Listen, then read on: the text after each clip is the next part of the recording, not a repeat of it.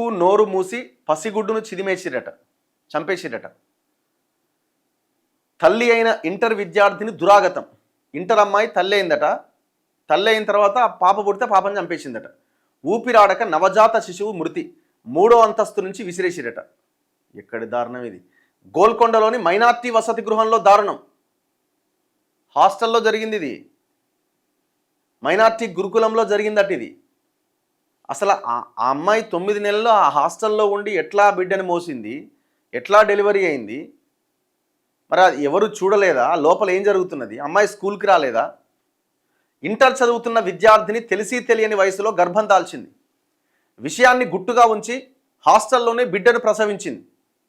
తర్వాత పసికందు ముక్కు నోరు మూసేసి చేజేతులా ఊపిరి తీసింది. హైదరాబాద్ గోల్కొండలోని మైనార్టీ వసతి గృహంలో చోటు చేసుకున్న ఈ దారుణ సంఘటన వివరాలు ఇలా ఉన్నాయి. హైదరాబాద్ జగద్గిరిగుట్టకు చెందిన విద్యార్థిని 18 సంవత్సరాల అమ్మాయిది. ఇంటర్మీడియట్ 2వ సంవత్సరం చదువుతోంది. లారీ డ్రైవర్గా పనిచేసే తన మేనబావతో 3 ఏళ్లుగా సన్నిహితంగా ఉంటూ శారీరకంగా దగ్గరయ్యారు. కొద్ది నెలల క్రితమే తాను గర్భం దాల్చినట్లు మేనబావకు చెప్పింది. బొప్పాయి తింటే గర్భస్రావం అవుతుంది అని అతడు చెప్పడంతో అలా చేసింది. అయినా గర్భం పోలే. ఈ హాస్టల్లో అమ్మాయిలకు వైద్య పరీక్షలు నిర్వహించే మెడికల్ అసిస్టెంట్ పోస్టు ఖాళీగా ఉండడంతో ఆ విద్యార్థిని గర్భం దాల్చిన విషయం వెలుగులోకి రాలేదట.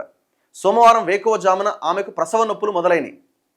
అది ఎట్లా సాధ్యం? ఇది 9 months అమ్మాయి ఎట్లా ఆ బిడ్డని ఇదై ఉన్నది?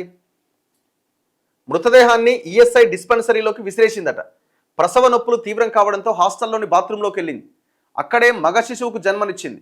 పుట్టిన బిడ్డ ఏడుపులు ఎక్కడ వినిపిస్తాయో అనే భయంతో శిశువు ముక్కు నోరు మూసేసింది. దీంతో ఊపిరాడక పసికందు ప్రాణం పోయింది. అనంతరం మృతదేహాన్ని వసతి గృహం 3వ అంతస్తు నుంచి పక్కనే ఉన్న ఈఎస్ఐ డిస్పెన్సరీలోకి విసిరేసింది. మంగళవారం ఉదయం ప్రిన్సిపల్ ఆ శిశువు మృతదేహాన్ని గమనించి గోల్కొండ పోలీసులకు సమాచారం ఇచ్చారు. టోలీచౌకి ఏసీపీ సయ్యద్ ఫియాజ్, గోల్కొండ ఇన్స్పెక్టర్ సైదులు ఘటనా స్థలానికి చేరుకొని ఆ నవజాత శిశువు మృతదేహాన్ని పోస్టుమార్టం కోసం ఉస్మానియా ఆసుపత్రికి తరలించారు. అనంతరం సీసీటీవీ కెమెరాల ఆధారంగా దర్యాప్తు చేపట్టారు. వసతి గృహం 3వ అంతస్తు గోడపైన రక్తపు మరకలు, బాత్రూంలో రక్తపు మరకలు గుర్తించారు. సదరు విద్యార్థినిపైన అనుమానం వచ్చి ప్రశ్నించడంతో విషయం వెలుగులోకి వచ్చింది. వెంటనే ఆమెను నీలోఫర్ ఆసుపత్రికి తరలించి చికిత్స అందిస్తున్నారు. గర్భానికి కారకుడైన మేనబావ కోసం పోలీసులు గాలిస్తున్నారు. అది ఇంత ఘోరంగా ఎట్లా జరుగుతుందండి హాస్టల్లో?